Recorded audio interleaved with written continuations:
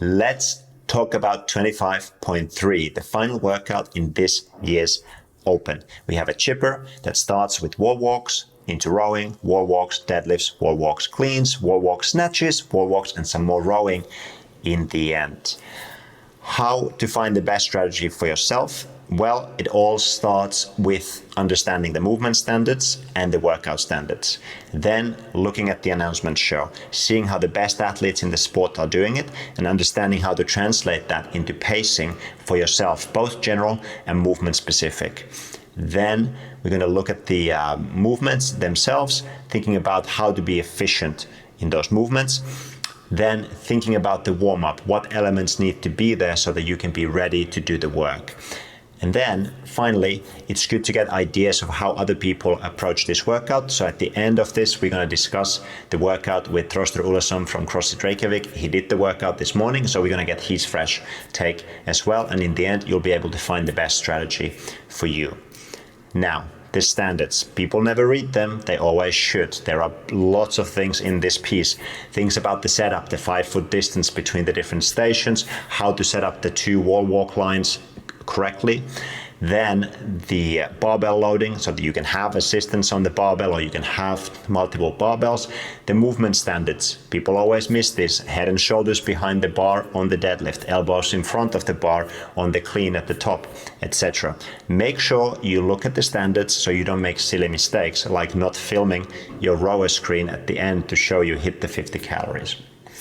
Okay, so you know the workout. Now let's think about what did the best people in our sport do. So in the announcement show, we always have the top athletes. This time we saw some very fast times. So we saw times that were faster than 10 minutes. I think those might end up being some of the very top times this week. So they will most likely not represent how you should approach the workout. But one thing that we saw is that the athletes stayed relatively consistent all the way through, maybe a little bit of a hot start for some of them, but then they found their pace, they settled into it, and they were able to chip away all the way through. Consistency is going to be key in this workout. Every movement matters. Now, if you look at how the work was distributed, for the top athletes, they spend most of their time rowing and on the wall walks. The reality for most people is that they will spend much more time on the barbell as well, so the distribution is going to probably be a little bit more even. So each element matters. So execution through the whole workout matters. You cannot start off too hot or you're going to burn out before you get to the end. Let's discuss that pacing a little bit more. So we have a 20-minute time cap, and for a lot of people, finishing within that time cap is going to be a good performance. Finishing in under 15 minutes is already going to be pretty great, and finishing under 10 is going to be really exceptional. We don't see many of those, I think, this week. What does that mean? It means that you have to be smart all the way through this workout. We're going to touch on the wall walks in the end, but let's think about the other movements first. The row, the first row, there is nothing to be gained on that first row for most people. What I mean by that is that you will not win this event by going fast on the first row, but if you go too fast on that first row, you can certainly fail halfway through the workout. So, what pace should you take? Probably a pace somewhere between your 2K and your 5K pace. Something that you can hold for at least 10, 12, maybe 15 minutes, depending on how conservative you want to be in your approach. But you don't want to be sprinting that first row. You need to be able to get off the rower and get in that second set of wall walks straight away. And that's overall going to be a really good marker for you, the transitions. You want to do the movements in a manner that when you go to the next station, you can always get started with your first set or your first repetition or your first pull on the rower. You don't want a red line until you're on that final row at the end. Now we move on to deadlifts, and we saw Dallin did just 5s. We saw the other guys did a little bit bigger sets. What should you do? Well, you probably want to start with smaller sets than you think. You certainly don't want to do them unbroken, and you don't want to do just 2 sets for most people. So think of doing 3 sets or doing even 4 sets or 5 sets like Dallin did. If it was good enough for him, I think it might just be good enough for you. Now, the caveat with all of the barbell movements is that if you're going to be slow on the wall walks, you know it's a very challenging movement for you. You can go a little bit bigger on the barbell because you know you'll have to rest a little bit more between the wall walks regardless of what you do. So just keep that in mind. Now the cleans. The cleans, singles. I'd say for almost everyone, it's a good idea to do singles. If you want to go faster, what you do is you follow the barbell down as you go down, so you're ready to go for the next repetition. Whatever you do, you're going to stay with the barbell. You're not going to do a repetition and walk away and then walk back. You're going to stay with the barbell, and then you can either look at the clock if you need to. You can break it mentally into sets. So I'm going to do 3 reps, then I'm going to take a little bit longer breather. I'm going to do 5 reps, do the same. Or I'm just going to chip away at singles. Or I'm going to do a single, take a breath or 2, and then I'm going to go again. You want to find some kind of a marker for yourself to keep yourself honest on those cleans. And if you want to push the pace, you bring the bar down or you follow the bar down so you're still off tension.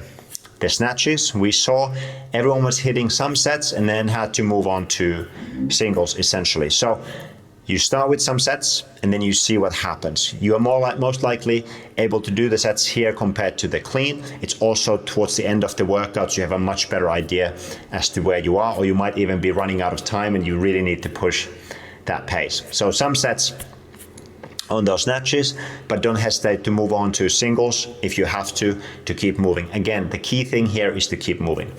Wall walks, you can make a lot of ground on the wall walks if you do them fast, but you might not be able to do them fast. So in that case, what you really need to do is to be consistent. And especially when you get to round kind of 4 or 5 towards the end of the workout, it's going to be very difficult to keep your pace on the wall walks, and the time is going to just disappear. That happens very easily. So you want to have someone to help you, to keep you honest, to keep you moving, or you want to have a very specific rest. When you rest at the bottom, you can have just, okay, I'm going to take 2 breaths and I'm going to go back up, 3 breaths, I'm going to go back up, etc. You want to have some kind of a process in mind, just like I said for the cleans, to keep you honest, to keep you on the task and to stay focused. Remember, rounds 3, 4, and 5 especially, it's going to be very hard to push those wall walks, but we want you to stay on it. There's lots to be gained. Now, let's discuss each one of these movements. So on the rower, we want to make sure that you have a good rower. It's well lubricated, ready to go. Your damper setting is probably going to be somewhere between 4 and 6. That's kind of 125 to 135 drag factor. It is kind of the sweet spot for a lot of workouts. You don't want to at least go much higher than that because you're going to run into muscle fatigue, especially in a piece like this with lots of pulling from the floor. Okay. Now, the other thing that really matters on the row is to row well. So you want to have a right sequence, you want to drive with your legs, etc. You don't want to just, even at the end, you don't want to just do something. You want to make sure that you have the right sequence of driving with the legs, following with the hips, and then at the end with the arms, and then the reverse on the way back. Okay, rowing well, rowing efficiently will make you fast.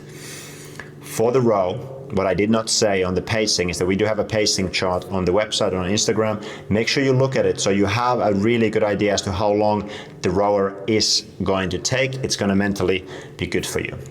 Now, next up, the deadlifts. Not much to say here. Use a belt if you think it's going to be helpful for you.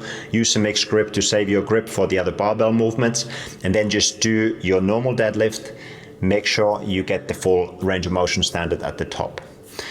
Now, when it comes to cleans, I recommend you do those singles and you have a quick setup so you don't spend too much time on the setup.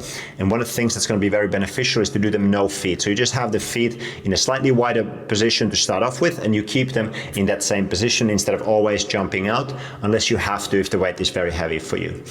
It also pays off to keep the barbell close to you, both on the way up and on the way down. It's very easy to start flailing it around, especially when you're tired.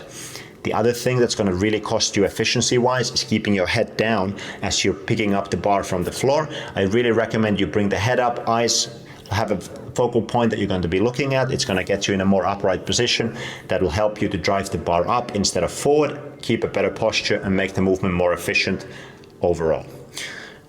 Now, like I said before, if you need to speed up the movement, you're just going to follow the bar down and you're going to stay with the barbell all the way through.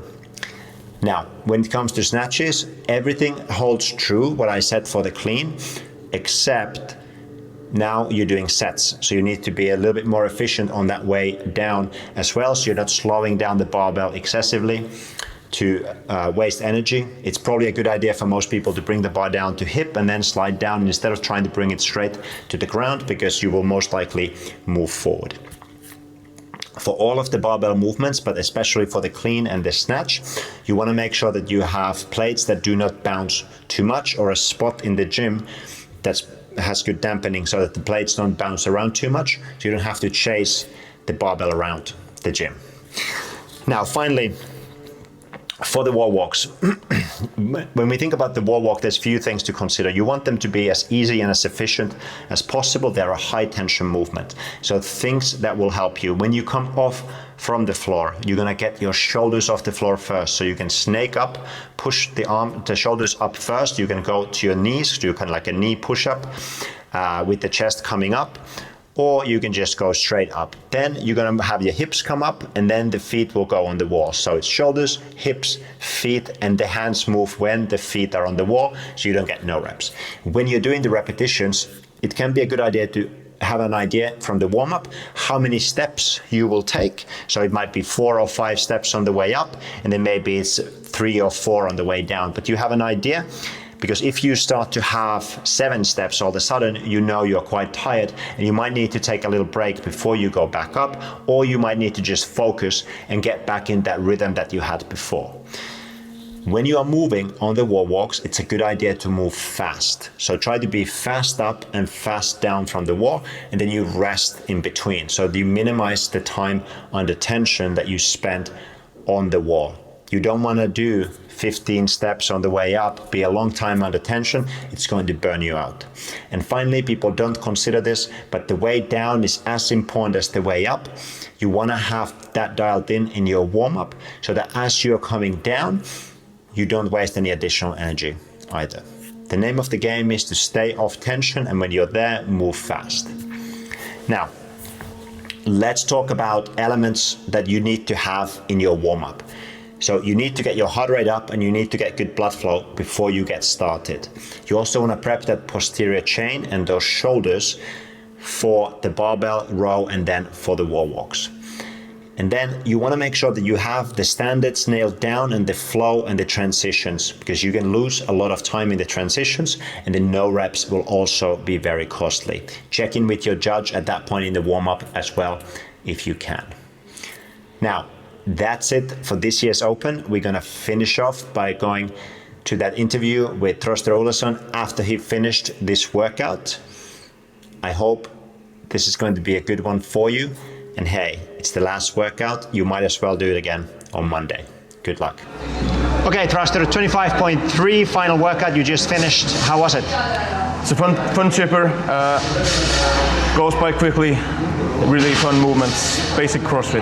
Yeah, nice way to finish the Open. Now, talk us through a little bit, kind of step by step of the workout. How did it feel at different stages? It's easier at the first part. It will catch up to you on the wall walks and so on. But yeah, every movement is fun break from the wall walks.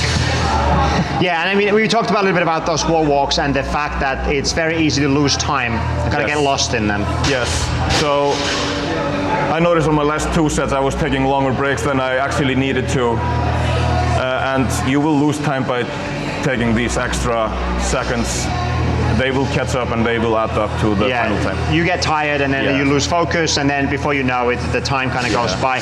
Talk us through your rowing strategy. What did you think on the first row and then the second one? First row, I was not aggressive on the first row. I was solid on my pace, but stable. I did not get off the rower gassed. Mm-hmm. Yeah, and you could just go straight to wall walk and just get started. I went straight to the wall walks and then straight to the deadlift. Yeah. What about that last row? The last row, I thought of being solid but hard pace, and then I went in aggressive mode for the last 15 calories. Yeah, because that's the end of the workout. Kind of like solid first 35, so you can start the second row, kind of just get moving, get yourself composed, and then at the end you can push if you have something left. You will come in gassed on the rower, but then you like on the first 10 calories compose, and then you can start increasing the pace from there. And we know you're strong on those barbell movements. How did you break up the deadlifts? I did the deadlifts as a 110 and then 3 5s. Okay, what's your 1 rep max deadlift, just for reference? It's about 300 kilos. Yeah, so just as a reference for you guys. And then what about the cleans? Single throughout. Yeah, and I think that's good if you can just get back on the bar quickly. As a tip for me, as I thought, how I was like cueing myself, don't step away from the bar in the drop, in the singles, stay with the bar. Yeah, just stay with the bar so the break stays short. Yeah. And then what about the snatches? I did 5 by 5. Yeah, 5 by 5. So you can do these kind of small sets, chip away, try to control the breaks. Yeah, and did you have any bar trouble? Was it bouncing around, or were you okay? I had some bar trouble, but not significant. I was not jumping around. Yeah. So this was the final workout. The question is, are you going to do it again on Monday? I'm not gonna redo it. I'm gonna run on Monday. Great.